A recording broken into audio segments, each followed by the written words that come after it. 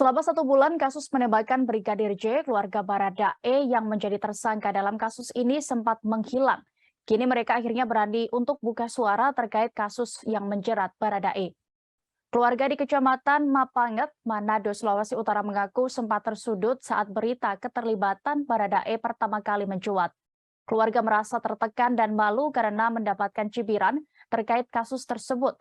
Roy Pudihang selaku paman dari Baradae awalnya sempat tak percaya bahwa yang bersangkutan melakukan penembakan yang menewaskan rekannya sendiri.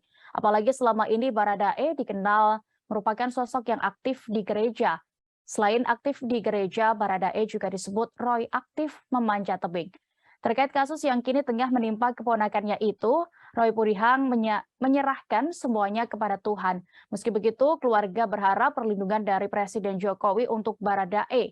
Roy mengatakan sehari-harinya keluarga Baradae diisi dengan doa dan saling menguatkan. Mereka juga terus memonitor perkembangan Baradae. Mewakili keluarga, Roy meminta Baradae untuk berkata sejujur-jujurnya karena ia yakin Tuhan akan menolong jika berani berkata apa adanya. Terima kasih sudah nonton. Jangan lupa like, subscribe, dan share ya.